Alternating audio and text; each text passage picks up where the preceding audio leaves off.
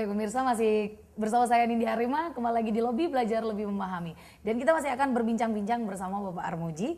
Tadi saya sudah sedikit menyentil gitu ya Pak, katanya pada pedagang pasar Koblen mulai mengadu gitu ya, banyak keluhan yang mereka adukan. Namun kabarnya dari yang saya baca, DPRD ini tidak berkutik seperti itu Pak. Nah kira-kira keluhan apa sih yang mereka adukan? Ya, jadi gini, kita bukan tidak berkutik, artinya pemerintah kota juga harus benar-benar objektif dalam mensikapi ini.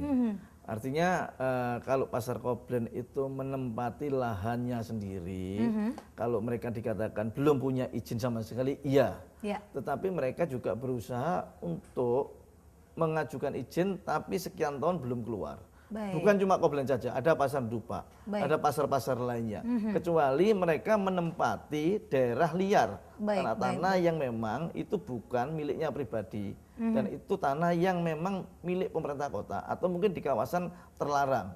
Itu tidak boleh.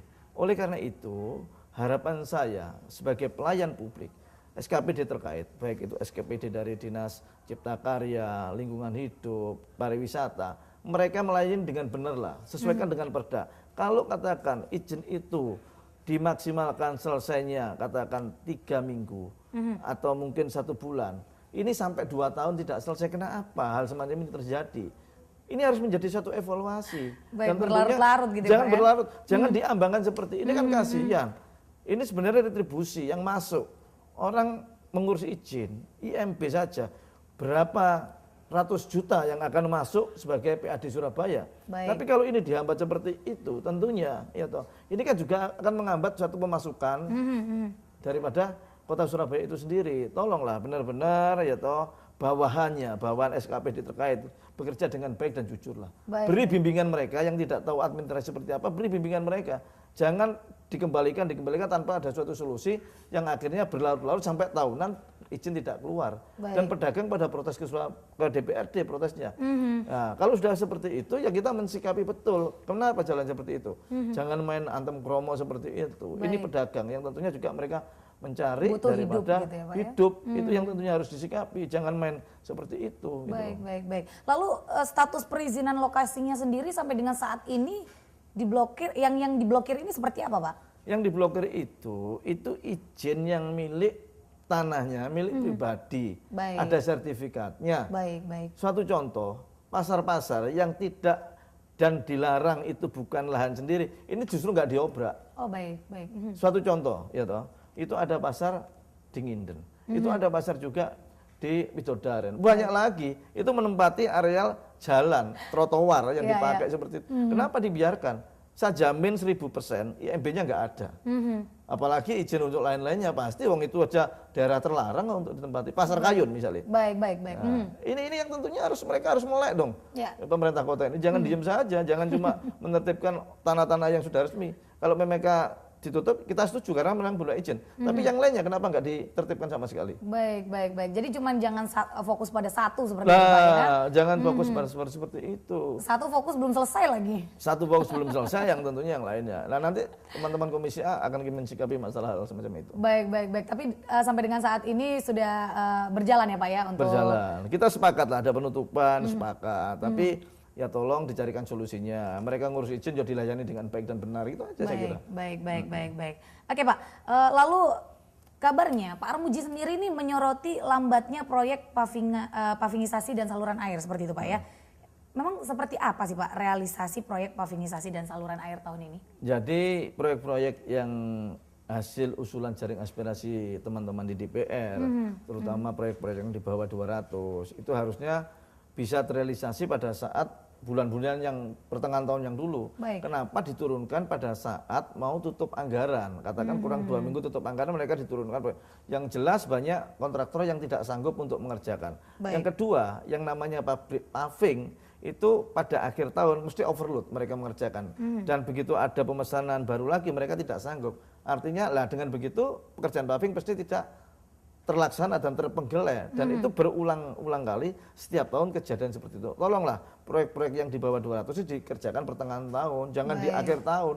Supaya apa? Ini modus atau sebagaimana seringkali kita ingatkan mereka ini tidak mau menggubris, dan akhirnya ya kemarin terjadi banjir. Baik. Ya, Surabaya banjir ya itu Surabaya banjir tidak di mana-mana ya, Pak. Nah, gimana itu Surabaya banjir seperti itu? Baik. Lalu November lalu ini kan ada temuan anggota dewan sebesar 800 titik yang belum terrealisasi ya Iya. Pak ya. Itu bagaimana pengerjaannya hingga saat ini Pak? Ya, yang dikerjakan paling cuma 10% dari sekian itu. Dari sekian? Dari sekian itu yang diturunkan pada akhir tahun kemarin Ya, yang 2 ya. minggu sebelum itu. Ya itulah yang tentunya Kepala Dinas PU Bina Marga saya kira harus tanggap lah. Jangan diulangi lagi untuk tahun ke depan. Kalau mereka diulangi lagi tahun ke depan kejadian seperti itu, pasti anggaran itu tidak akan kecoret. Baik. Pihak pemerintah kota dan SKPD terkait sendiri apakah sudah memberikan penjelasan terkait dengan hal tersebut Pak? Ya penjelasannya klasik aja karena ya seperti itulah. Jadi harapan kita mereka menganggarkan itu sudah kita loss, sudah kita berikan ya toh, tapi tidak terserap. Dan tahun lagi jangan harap kalau menganggarkan seperti itu lagi pasti kita tidak akan realisasikan karena pasti akan terjadi seperti itu lagi. Tidak akan ditok gitu Pak Lebih ya? baik dialihkan ke anggaran-anggaran yang lainnya yang produktif untuk masyarakat dan kepentingan-kepentingan yang lainnya. Baik. Nah menurut pengamatan Pak Armuji sendiri Pak, mengapa kejadian ini selalu berulang setiap tahun seperti itu sama? Ya saya kira ini dari kabit-kabitnya yang memang mempunyai modus seperti itu.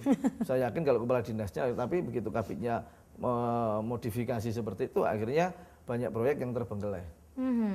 Dan apakah Dewan ini sempat meng-cross check juga dengan pelaksanaan proyeknya Pak?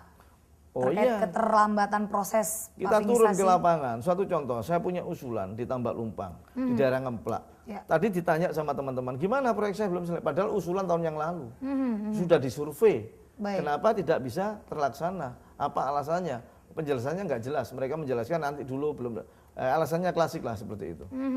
Tapi dari artikel-artikel yang saya baca Pak, dalam kasus ini pengelola proyek mengeluhkan mepetnya jadwal itu yang diberikan oleh Pemkot Surabaya. Ya itu tadi karena proyek itu diturunkan pada saat akhir tahun begitu kurang 2 minggu tanggal 15 kemarin itu harus sudah closing ya toh laporan sudah masuk semua tutup buku kalau tidak ada proyek yang masih belum menyetorkan untuk tahun anggaran itu mereka tidak akan terbayar. Makanya dengan jangka 2 minggu itu banyak pemborong yang tidak sanggup mengerjakan. Nah, kalau tidak sanggup mengerjakan pasti terbengkelai proyek itu.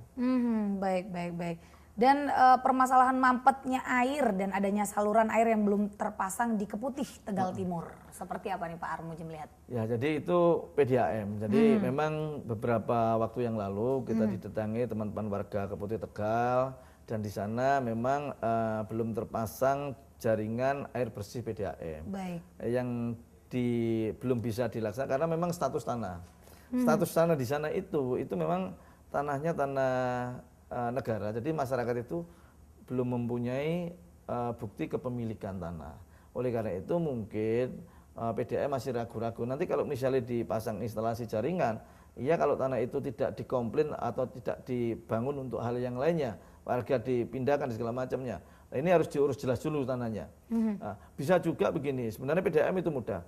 Katakan itu tanah negara di pinggiran sungai atau mungkin tanah PJKA, mereka minta izin dulu ke instansi PJKA atau mungkin dinas pengairan supaya nanti ya toh mereka bisa memasang jaringan PDAM. Kalau misalkan PJKA akan membutuhkan sewaktu-waktu atau tidak, mereka akan bisa mengambil alih hal semacam itu. Itu PDAM akan bisa merealisasikan. Tapi yang di Putih ini kan tanah itu tanah untuk apa itu yang di sebelah untuk TPA dulu terakhir itu yang tanahnya memang tanah negara belum.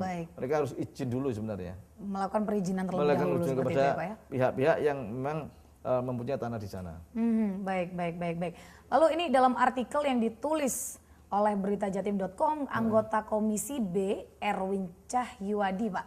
Ini menilai adanya diskriminasi yang dilakukan oleh PDAM terkait pemasangan saluran air.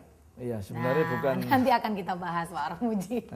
Baik pemirsa, jangan kemana-mana, jangan ganti channel Anda, tetap di Lobi, belajar lebih memahami.